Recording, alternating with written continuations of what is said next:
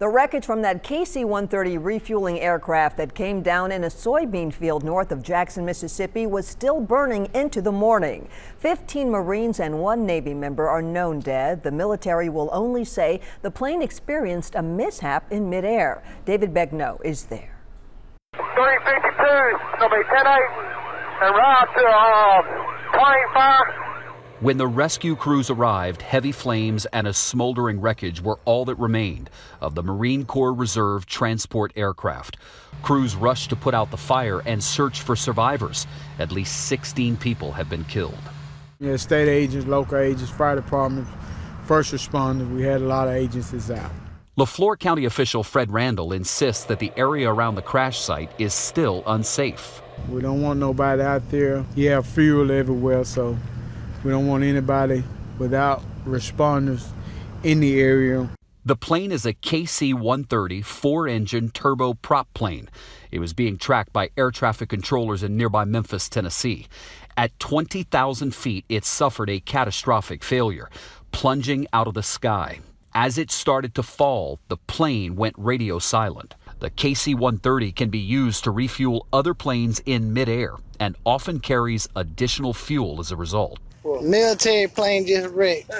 Witnesses say the aircraft caught fire and spun as it fell. Bodies were found throughout the surrounding area. Plumes of thick black smoke could be seen for miles. It's just scary. It's just scary because after I've seen all the black smoke, it's just something, it's horrifying.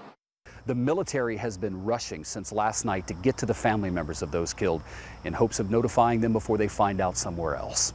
We can tell you that in speaking to aviation experts, it is clear that parts of this plane are still largely intact, and those experts say that would indicate it is highly unlikely that an explosion brought this aircraft down.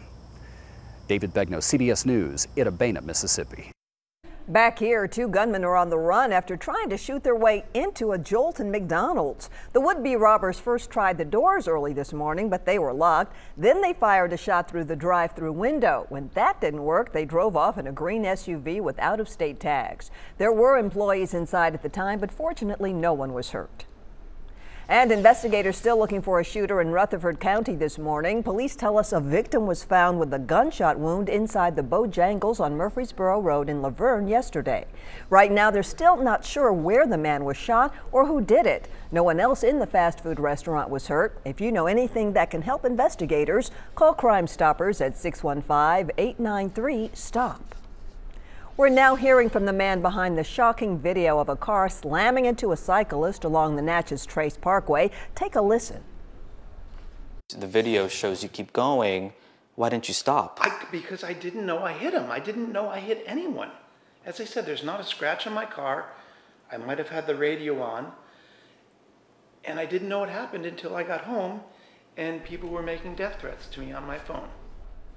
Marshall Neely claims he didn't see the cyclist, but a police affidavit shows he told investigators that a man and woman standing on the road threw a bike at his car. He tells us that he's gotten death threats since this video went viral. The bicyclist, 23-year-old Tyler No, is on bed rest, recovering this morning. We're getting new details surrounding the Holly Bobo murder trial. Court documents show the state is testing a revolver believed to be the weapon used to kill Holly. Prosecutors plan to call her parents to testify. Also, defense attorneys are questioning the existing jury pool. They say most of the potential jurors already think Zach Adams is guilty. His trial was supposed to begin yesterday, but it was pushed back to September 11th. A former state lawmaker pleads not guilty in court. Joe Haynes was indicted back in May on sexual battery charges. The 80-year-old appeared in a Cheatham County courtroom with his wife by his side and entered a not guilty plea yesterday. The case is being tried in Cheatham County. After all, the Davidson County judges recused themselves because his wife is a longtime Davidson County judge. Donald Trump Jr. has hired a criminal defense attorney as part of the ongoing investigation into Russian meddling in the presidential election. A new report says he knew a year ago that the Russian government was trying to help his father's campaign. The New York Times is reporting that Trump Jr. was notified the Russian government wanted to pass along information that could be damaging to Hillary Clinton prior to his meeting with the Russian attorney. Trump Jr. released new emails this morning saying he will cooperate with congressional investigations looking into it all because he wants to be completely transparent.